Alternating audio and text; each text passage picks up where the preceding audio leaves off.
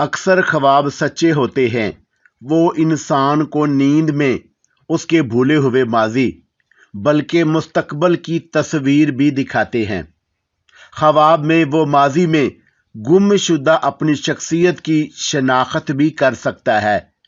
कुदरत कभी कभी इंसान को ऐसे मौके फराहम करती है, वो उसके लिए कतई गैर इख्तियारी होते हैं और वह अमूमन उनसे उलझनों का शिकार होता है, या कभी वो उसके लिए मुसर्रत बख्श भी होते हैं। एक मसला हिंदू मत के अकीदे आवागोन का भी है। उस पर यकीन रखने वाले अपने माजी के बारे में तजस्सुस में रहते हैं। कभी कोई ऋषि मनी या ज्ञानी उन्हें झूठी सच्ची बातें बताता है तो वो उनकी मुताबिकत से खुश भी होते हैं, दिलगीर भी। दूसरी फसल एक ऐसे शख्स की रुदाद है जिसके ख्वाबों ने उसकी जिंदगी अजाब बना डाली। अस्सलामु अलैकुम दोस्तों, पेशे खिदमत है दूसरी फसल episode number 2। You are right Aslam, go on. Aslam जो कुछ कह रहा था वो ज़फ़र की सूरत हाल के ऐन मुताबिक था। वो सोच रहा था कि वाकई ये अजीब दिन है। असलम के जाने के बाद उसने घर फ़ोन किया। ज़फ़र, तुम्हारे जाने के बाद मैंने सोते में गुफ्तगू के मौजू पर एक किताब पढ़ी। नगीना ने बताया, अब मुझे लगता है कि ये कोई गैर मामूली बात नहीं। अभी मैंने पूरी किताब नहीं पढ़ी, लेकिन अच्छी खासी मालूमात हो गई है मुझे। कुछ लोग हर रात सोते में बातें करते हैं, कुछ दिन में कलोले के दौरान में बोलते हैं, कुछ जागती आंखों से ख्वाब देखने के दौरान खुद कलामी करते हैं। औरतें आम तौर पर सोते में बोलने की निस्बतन ज़्यादा आदी होती हैं। उन्हें सिर्फ सोने तक महदूद क्यों करती हो? ज़फ़र ने कहा, ये तो उनकी सबसे अहम जिम्मेदारी होती है। मजाक मत करो, मैं संजीदगी से बात कर रही हूँ, वो बोली। किताब के मुताबिक कुछ लोग सरगोशी में बात करते हैं और कुछ चिल्लाते हैं। कुछ की आवाज़ें बिगड़ जाती हैं कि सुनने वाले की समझ में कुछ नहीं आता, और कुछ लोगों की आवाज़ यकसर तब्दील हो जाती है, जैसे तुम्हारी हो गई थी। तो फिर ये कोई मामूली बात नहीं। चलो तो मसला ही हल हो गया। उसने फ़ोन रखा ही था कि उसे शदीद दर्द महसूस हुआ। हमेशा की तरह इस बार भी दर्द अचानक ही उठा था और उसी मखसूस जगह हुआ था। रान पर जांघों के करीब दर्द नहायत शदीद था, जैसे लोहे की धारदार गर्म सलाख उसकी रान में उतर गई हो। उसने अपने शोबे के सरबराह को सूरत हाल बताई। डॉक्टर खन्ना ने कहा कि फ़िक्र की कोई बात नहीं, वो अस्पताल चला जाए, उसका काम कोई और संभाल लेगा। ज़फ़र ने डॉक्टर एजाज को फ़ोन कर दिया। एक नर्स उसे सहारा देकर मुआयना गाह में ले गई। चंद लम्हे बाद डॉक्टर एजाज अंदर आए। कहो ज़फ़र, वही रान वाला मामला? उन्होंने पूछा। जी हाँ, तकलीफ़ बहुत ज़्यादा है, दिखाओ। डॉक्टर ने उस जगह को टटोला जहां दर्द हो रहा था। फिर उसने उंगलियों से उस जगह को दबाया और पूछा, दबाने से तकलीफ़ बढ़ती है या कम होती है? कोई फ़र्क नहीं पड़ता, दर्द उतना ही रहता है। डॉक्टर ने उससे घुटना मोड़ने को कहा। कुछ एक्सरसाइज कराई, उससे कोई फ़र्क पड़ता है? नहीं। डॉक्टर ने उसकी फाइल में देखा। 6 माह पहले आपको पहली बार ये तकलीफ़ हुई। उसके बाद मज़ीद 2 बार आप इस दर्द के सिलसिले में आए। 2 बार एक्सरे कराए गए। आखिरी एक्सरे 1 माह पहले लिया गया। कहीं कोई गड़बड़ नहीं मिली। किसी मर्द की कोई अलामत नहीं। हड्डियां और रेशे तमाम मुकम्मल तौर पर सेहतमंद हैं। तो फिर ये दर्द क्यों होता है? ज़फ़र ने कराहते हुए पूछा। डॉक्टर के चेहरे पर उलझन नजर आई। मेरी समझ से बाहर है। आप कहते हैं कि पहले कभी चोट भी नहीं आई, बस ये दर्द अपनी मर्जी से आता है और चला जाता है। दौरानिया 1 घंटे से 3 घंटे, डॉक्टर ने फाइल में देखते हुए कहा। अब ये बताइए कि इस बार दर्द कैसे शुरू हुआ? मैं कुर्सी पर बैठा फ़ोन पर बात कर रहा था। मैंने जैसे ही रिसीवर रखा, दर्द का अटैक हो गया। बस? जी हाँ। डॉक्टर ने सर झटका। जिस्म का ये हिस्सा ऐसा नहीं कि जहाँ नफ्सियाती दर्द का कोई अमकान हो। बहरहाल मैं आपको एक इंजेक्शन लगा देता हूँ। थोड़ी देर के बाद जफर क्लिनिक से बाहर आ गया। अपनी कार की तरफ बढ़ते हुए अचानक उसे मिस्टर एक्स की रान पर जख्म का निशान याद आया। उसके दर्द उसी जगह हो रहा था। वो दोबारा यूनिवर्सिटी पहुंचा। अपने कमरे में कुर्सी पर बैठे बैठे उस पर गफलत तारी हो गई। शायद डॉक्टर एजाज ने उसे कोई मस्कन दवा दी थी। ख्वाब शुरू हो गया। पहले तो उसने खुद को मंदिर के सामने खड़े कलश को देखते पाया। वो एक चौक था। कुछ दूर एक पहाड़ी नदी बहती हुई नजर आई। फिर तेजी से मंजर बदलने लगा। अब वो खुले में नहीं था, वो कोई बंद जगह थी और वो सलाखों के पीछे था। मिस्टर एक्स, उसके चेहरे का हर नक्श वाज़ेह था। अब वो बाहर था और आशा के साथ टेनिस खेल रहा था। बाएं जानब एक छोटा सा तालाब था। दाएं जानब एक बड़ी नीची छत की बिल्डिंग थी। पसे मंजर में सरसब्ज पहाड़ियाँ थी। वो दोनों वॉली कर रहे थे। वो खेल पर छाया हुआ था और चीख चीख कर आशा को हदायत दे रहा था। हिट करो, हाँ हिट करो। आशा का चेहरा पसीने में नहाया हुआ था। फिर वो कार चला रहा था। वो दरख्तों से घिरी एक तंग सड़क थी। कार की रफ्तार बहुत तेज थी। उसके साथ एक औरत बैठी थी, लेकिन वो आशा नहीं, कोई और थी। औरत खूबसूरत थी, लेकिन उसकी खूबसूरती आशा की खूबसूरती से मुख्तलिफ थी। कार भी बहुत खूबसूरत थी। ये तमाम ख्वाब वो पहले भी देख चुका था और जानता था कि आइंदा भी उसे नजर आएंगे, लेकिन इस बार एक इजाफा हुआ था। कार वाला ख्वाब नया था। वो जागने के बाद भी अपनी कुर्सी में बैठा रहा। उसका जिस्म होले होले लर्ज रहा था। ये पहला मौका था कि उसने गनूदगी की कैफियत में ख्वाब देखे थे, वरना उस हमेशा ऐसी गहरी नींद में होता था। उसके अलावा ये पहला मौका था कि ख्वाब में उसे आशा की बजाय कोई और औरत नजर आई। उसे कमला की पेशगोई का ख्याल आ गया। उस शाम नगीना अपनी माँ के घर गई हुई थी। जफर ने सोचा अपनी तहकीकी किताब पर ही कुछ काम कर ले। उस किताब का नाम था हैदर अली और टीपू सुल्तान के अहद का मिसूर। पिछले कई हफ्ते से उसने इस सिलसिले में कोई काम नहीं किया था। वो अपनी तहकीकी फाइलें खंगालने बैठ गया। पहले उसने कुछ नोट्स बनाए, फिर चंद पैराग्राफ लिखे, मगर वो उनसे मुतमिन नहीं था। तीसरी बार पढ़ने के बाद उसने उन्हें मुस्तरद करते हुए काट दिया। उसने दोबारा लिखा।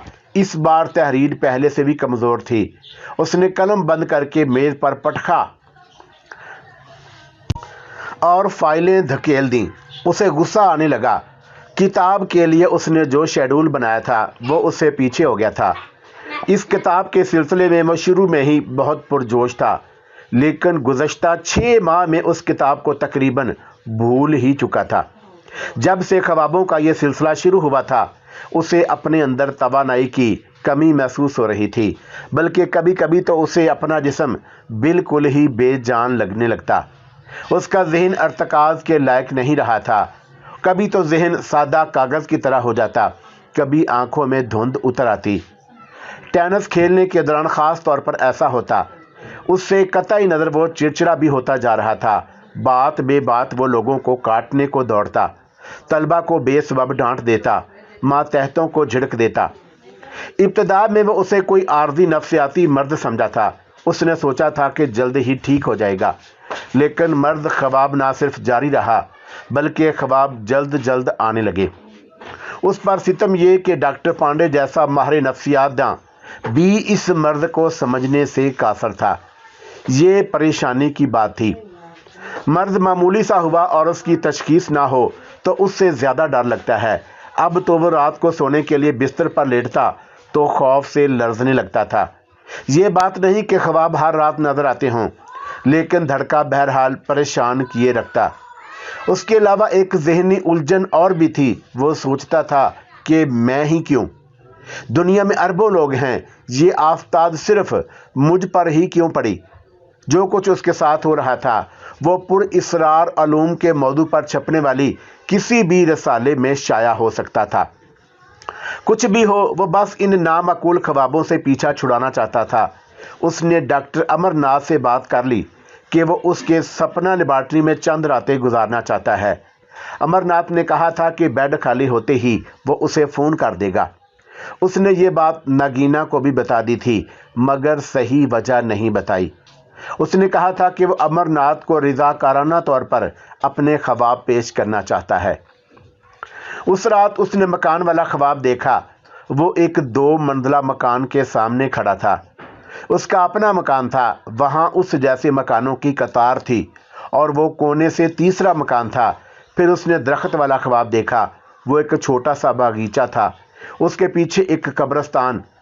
वो कब्रिस्तान से 100 फुट दूर एक बहुत बड़े दरख्त से टेक लगाए खड़ा था। उसने खुद को 13-14 साल के लड़के के रूप में देखा। उसके साथ उसी उम्र की एक लड़की भी थी।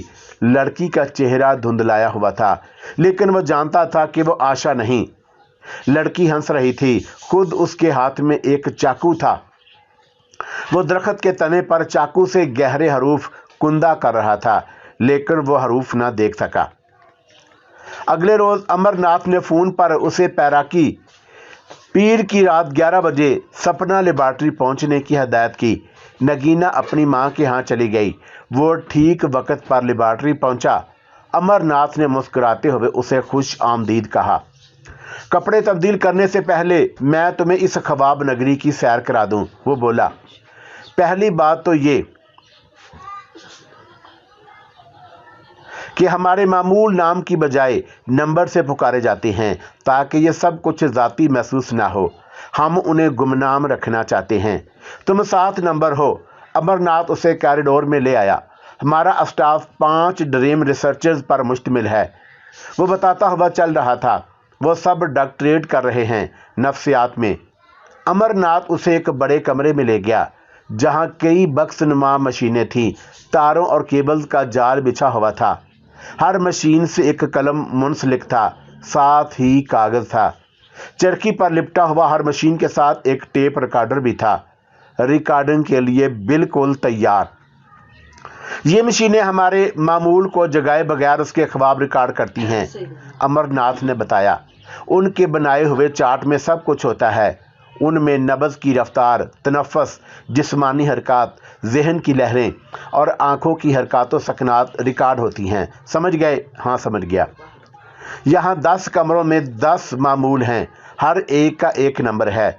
दिमाग की लहरों, आँखों की नकलो हरकत और दीगर अवामल से हमें पता चल जाता है कि कब कोई ख्वाब ख़त्म होने वाला है। ऐसे में हम उस कमरे में घंटी बजाकर मामूल को जगा देते हैं। ज़्यादातर लोगों को उस वक़्त तक ख्वाब पूरी रात समेत याद रहता है। हर कमरे में एक माइक्रोफोन मौजूद होता है। मामूल उस पर हमें मालूमात फराहम करता है, वो हम टेप कर लेते हैं। तहकीक करने वाले एक छोटी सी मेज़ के गिर्द बैठे थे। वो कुछ बोर से लग रहे थे, मगर चौकन्नेपन से मशीनों की तरफ मतवज्जा थे। अमरनाथ ने जफ़र को एक नौजवान से मिलवाया, जिसका नाम माथुर था। माथुर, ये हमारे नए मामूल हैं, डॉक्टर ज़फ़रुल इस्लाम, नंबर 7।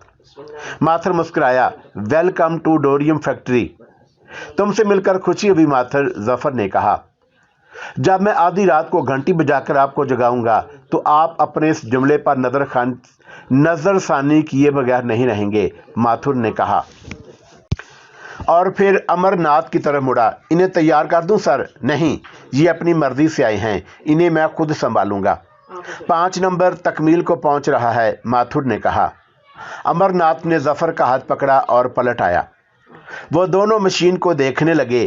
कागज़ की चरखी चल पड़ी थी। फिल्म बहुत तेज़ी से कागज़ पर हरकत कर रहा था, मगर लकीरों का अंदाज भी तेज़ी से बदल रहा था। पहले पहाड़ियाँ और वादियाँ बनती रहीं, फिर तकरीबन ख़त मुस्तकीम का सफ़र शुरू हो गया। कौन सी अटैच माथुर? अमरनाथ ने पूछा। पहली है सर, बाहर की दुनिया से इसका राब्ता मुनक़ते हो गया है। ये पीरन ज़्यादा देर नहीं रहेगा, देखते रहो। और पीरन कोई 1 मिनट बाद बदलना शुरू हुआ। अब दूसरे मरहले में दाखिल हो रहा है, माथुर ने कहा।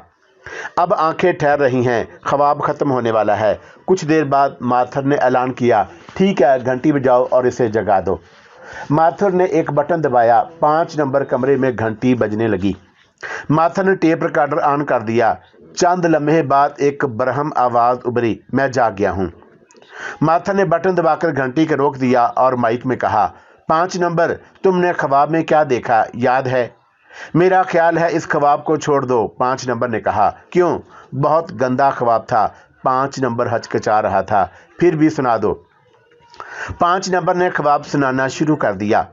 जफर के नज़दीक वो महमल और वाकई बहुत गंदा ख्वाब था।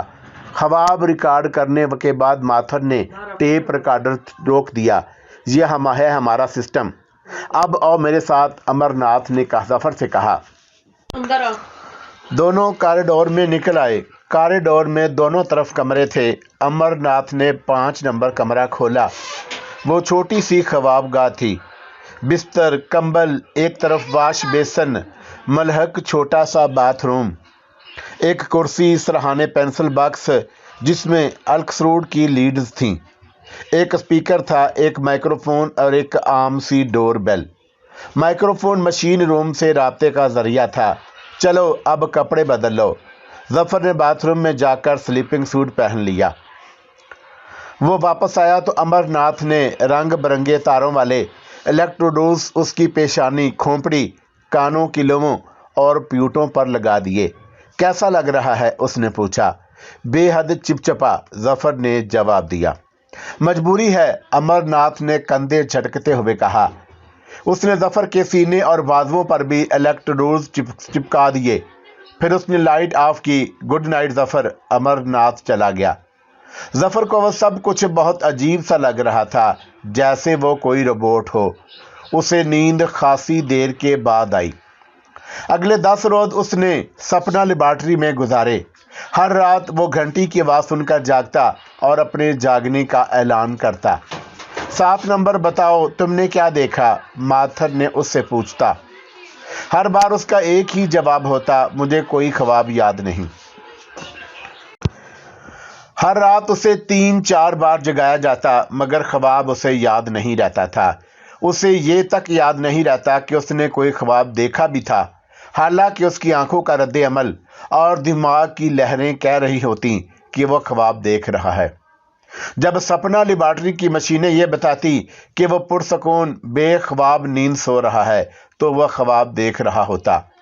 इस दौरान उसने झील वाला ख्वाब 3 बार, कार वाला, दरख्त वाला और मकान वाला ख्वाब 2-2 बार और बाकी तमाम ख्वाब 1-1 बार देखे थे। ख्वाब हमेशा की तरह उसकी नींद के साथी बने हुए थे। हर रात जब वो सोने के लिए लेबॉर्ट्री पहुंचता तो उसे एहसास होता कि वो लेबॉर्ट्री के स्टाफ की तवज्जो का मरकज बन गया है। वो उसे देख रहे होते। जब वो निगाहें उठाता तो नजरें चुराने लगते। वो उनके लिए स्पेशल केस की हैसियत इख्तियार कर गया। उसने इस सिलसिले में माथुर को खरीदने की कोशिश की। सॉरी सर, मैं आपसे कोई बात नहीं कर सकता जब तक तमाम मालूमात जमा ना हो जाएं और डॉक्टर अमरनाथ से इजाज़त ना मिल जाए, माथुर ने कहा। इस जवाब से जफर को सूरत हाल की संगीनी का एहसास होने लगा। सब लोगों का रवैया अजीब पुर इसरार सा था। पहले बेतकल्फी की फजा थी, मगर अब नहीं रही। एक और बात भी थी, पहले रात के बाद अब तक अमरनाथ लेबॉर्ट्री में नजर नहीं आया था। ऐसे लगता था जैसे वो उससे गरेजा है। जफर ने 3 बार उसे फ़ोन किया, तब कहीं उससे बात हुई। अमर, मेरे सिलसिले में तुम्हारी तशखीस क्या है? जफर ने पूछा। रिपोर्ट तो आखिर में ही मिलेगी, अमरनाथ ने मुहतात लहजे में कहा। और ये आखिर कब होगा? चंद रोज में। तो तुम मुझे कुछ भी नहीं बता सकते? बेसब्रेपन मत करो जफर, मुझे मजीद चंद रोज दरकार हैं। जफर ने फ़ोन रख दिया, मगर उसे एहसास हो रहा था कि अमर से उसे टाल रहा है। उसकी आवाज़ में खिंचाव था। जफर ने खुद को यह कहकर समझा लिया कि यह महज उसका ख्याल है। उसके अपने असाब भी तो कशीदा हो रहे हैं। लेबॉर्ट्री में 10 रातें गुजारने के बाद उसने फिर अमरनाथ को फ़ोन किया। अब तो मुझे कुछ बताओ अमरनाथ। दूसरी तरफ कुछ देर खामोशी रही। फिर अमरनाथ ने सर्द आहवा कर कहा, ठीक है जफर, 4 बजे मेरे दफ्तर में आ जाओ। डॉक्टर अमरनाथ ने पाइप सुलगाने के लिए तीली जलाई, मगर वो बुझ गई। उसने दूसरी तीली जलाई। जफर, हमने सूरत हाल से कुछ नताइज अखज़ किए हैं। उसने कहा, हाँ बताओ। ہم نے خوابوں سے محروم لوگ بھی دیکھے ہیں، امر ناتھ نے بات شروع کی، لیکن پوری طرح خوابوں سے محروم کوئی بھی نہیں ہوتا۔ تمہارا کیس اس نوعیت کا پہلا ہے۔ تم سرے سے خواب نہیں دیکھتے، تمہاری پلکیں بہت کم اور بہت دھیرے پھڑپھڑاتی ہیں۔ دماغ کی لہروں کے سگنل اول تو ہوتے نہیں، ہوتے ہیں تو بہت کمزور۔ لیکن امر، میں نے خواب دیکھے تھے اس عرصے میں، اور وہی خواب دیکھے تھے جن کے بارے میں تمہیں بتا چکا ہوں۔ ممکن ہے دیکھے ہوں، لیکن ہمارے خیال میں وہ خوابوں کے زمرے میں نہیں آتے، تو پھر وہ کیا بلا ہے؟ یہ مجھے نہیں معلوم، میں اس فیلڈ میں برسوں سے ہوں، لیکن یہ میرے تجربے میں اضافہ ہے۔ میں بھی ڈاکٹر پانڈے کی طرح انہیں ذہنی خوف کا نام دوں گا۔ نہیں امر، میں جانتا ہوں تم مجھے صحیح بات نہیں بتا رہے ہو، مجھے صاف صاف بتا دو۔ دیکھو، میں اس سلسلے میں بہت پریشان ہوں۔ امر ناتھ اس سے نظریں چرا رہا تھا۔ مجھ سے یہ نہ پوچھو تو بہتر ہے، میں صرف پوچھ نہیں رہا ہوں، مصر ہوں۔ امر ناتھ کا پیپ بجھ گیا، اس نے دوبارہ پیپ سلگایا۔ بات یہ ہے ظفر کے خواب دیکھنا انسان کی ذہنی اور جسمانی ضرورت ہے۔ خواب کے ذریعے انسانی ذہن اپنی کشیدگی خارج کرتا ہے۔ اگر کوئی شخص خوابوں سے محروم ہو جائے تو بلڈ پریشر اپ ہوتا رہتا ہے، نکلتا کچھ نہیں، اور جب ایسا ہوتا ہے تو دماغ میں ٹوٹے پھوٹے عکس بھر جاتے ہیں، بے ربط تصور، حواس الجھنے لگتے ہیں، فہم دھندلانے لگتی ہے۔ در حقیقت خواب دن کی بجائے رات کے وقت بڑی خاموشی سے، رازداری سے اور بے ضرر طریقے سے انسان کا پاگل پن ابھار کر باہر نکال دیتے ہیں۔ اسی لیے اس سے دن میں وہ پاگل پن سرزد نہیں ہوتا۔ یعنی دوسرے لفظوں میں پاگل پن کی طرف بڑھ رہا ہوں۔ میں نے تو یہ نہیں کہا، مطلب تو یہی نکلتا ہے نا تمہارا۔ میں یہ مانتا ہوں کہ تم ایک سنجیدہ مسئلے سے دوچار ہو، لیکن اتنے واشکاف الفاظ میں یہ سب کچھ کہنا بہت زیادہ قبل از وقت ہے۔ لفظوں سے مت کھیلو، میں حقیقت پسند ہوں۔ امر، ظفر نے نہایت غصے سے کہا، میں یہ کہہ رہا ہوں کہ ابھی ہم اس مسئلے کا حل ڈھونڈ سکتے ہیں، وقت ہے ہمارے پاس۔ امر ناتھ کہتا رہا، لیکن ظفر کو کچھ سنائی نہیں دے رہا تھا۔ اس رات وہ ایک لمحے کے لیے بھی نہ سو سکا۔ اگلے روز اس کا بہت برا حال رہا۔ کلاس میں بھی اس کی کارکردگی بہت خراب رہی۔ لیکچر دیتے ہوئے یادداشت بار بار اس کا ساتھ چھوڑ جاتی، باتوں میں ربط نہ رہتا۔ اس کی شاگرد اسے حیرت سے دیکھ رہے تھے۔ وہ گھر پہنچا تو بے حد نڈھال تھا۔ نگینہ بدستور اپنی ماں کے ہاں تھی، اسے فون کر کے بلانا تھا، مگر اس میں اتنی ہمت نہیں تھی۔ وہ بستر پر گرتے ہی بے سدھ ہو گیا۔ اس نے تمام خواب دیکھے، مگر اس بار مسٹر ایکس کے چہرے میں اسے اپنی جھلک نظر آئی۔ وہ بہت دور کی مشابہت تھی، جیسے کوئی کسی کو دیکھ کر بے ساختہ کہے، اس کی شکل فلاں شخص سے ملتی ہے۔ لیکن کوئی سبب پوچھے اور وہ اس شخص کو غور سے دیکھے تو خود بھی حیران ہو کہ ایسا اس نے کس بنیاد پر کہا تھا۔ ان دونوں کے چہروں کا تو کوئی نقش، کوئی چیز ایک دوسرے سے مشابہ نہیں، اور پھر بھی ایسا لگے جیسے ان کی صورتیں ملتی ہیں۔ یہی حال خواب میں مسٹر ایکس کے اور اس کے چہرے کا تھا۔ اس کے نقوش، ان کے انداز بالکل مختلف تھے، مگر اس کا چہرہ ظفر کو اپنا چہرہ، اپنے چہرے سے مشابہ لگ رہا تھا۔ اس کے علاوہ اسے کوئی رہ رہ کر یہ احساس بھی دلا رہا تھا کہ مسٹر ایکس وہی ہے۔ وہ اٹھا تو اسے اپنی آنکھوں پر یقین نہیں آیا۔ صبح ہو چکی تھی۔ وہ پچھلے سہ پہر سے سویا سویا اگلی صبح جاگا تھا۔ 15 گھنٹے۔ اٹھتے ہی اسے وہ خواب یاد آئے، مشابہت یاد آئی۔ اسے یقین ہو گیا کہ اس نے پہلے بھی کوئی زندگی گزاری ہے، اور اس چیز میں وہ مسٹر ایکس تھا، نہ جانے کیوں۔ بس کوئی چیز، کوئی قوت اسے یقین دلا رہی تھی۔ کم از کم اس کے نزدیک اب اس امر میں شک و شبے کی کوئی گنجائش نہیں رہی تھی۔ اب وہ قدرتی طور پر مسٹر ایکس کے بارے میں تجسس محسوس کر رہا تھا، سوچ رہا تھا۔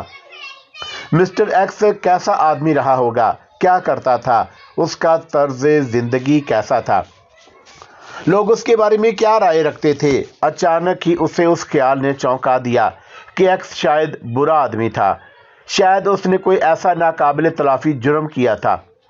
اس عورت عائشہ کے ساتھ کوئی بہت بڑی زیادتی کی تھی جو اس نے اتنی بے رحمی سے قتل کیا تھا، ورنہ اس پر چپوؤں سے اتنی بے رحمی سے وار کرتے ہوئے عائشہ کی نگاہوں میں اتنی نفرت نہ ہوتی۔ اور مسٹر ایکس سے پہلے اگر یہ آواگون کا چکر تھا تو ممکن ہے اس نے ایک سے زیادہ زندگیاں گزاری ہوں، تو مسٹر ایکس ہونے سے پہلے اس کا کیا روپ رہا ہوگا، اچھا یا برا۔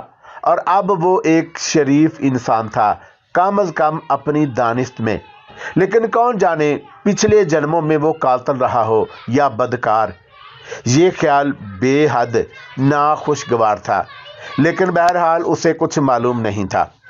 تاہم یہ خیال اس کے دل میں جڑ پکڑ چکا تھا کہ اس نے کم از کم اپنی پچھلی زندگی اس شخص کے کالم میں گزاری ہے جس سے وہ مسٹر ایکس کہتا ہے۔ اس نے فیصلہ کیا کہ اب نگینہ کو بے خبر رکھنا مناسب نہیں۔ اس روز وہ یونیورسٹی سے گھر پہنچا تو نگینہ واپس آ چکی تھی۔ صبح گھر سے نکلنے سے پہلے اس نے نگینہ کو فون کر دیا تھا۔ اس نے نگینہ کو سب کچھ بتا دیا۔ نگینہ کی آنکھیں حیرت اور صدمے سے پھیل گئیں۔ تم ایک مسلمان گھرانے میں پیدا ہوئے اور سیکولر ہو گئے، یہ اذیت ہی میرے لیے کچھ کم نہیں تھی کہ اب تم اس میں اضافہ کر رہے ہو، نگینہ نے شکایتی لہجے میں کہا۔ اور اب تم یقین کر رہے ہو تو کیسے بچگانہ، بھونڈے اور جاہلانہ عقیدے پر۔ اسلام میں یہ تصور بے حد واضح ہے کہ انسان کو ایک بار زندگی ملتی ہے، وہ جیتا ہے اور پھر مرتا ہے، اور اس کے بعد وہ ابدی زندگی کے لیے روزے محشر اٹھایا جاتا ہے۔ وہ کبھی نہ ختم ہونے والی زندگی ہوتی ہے۔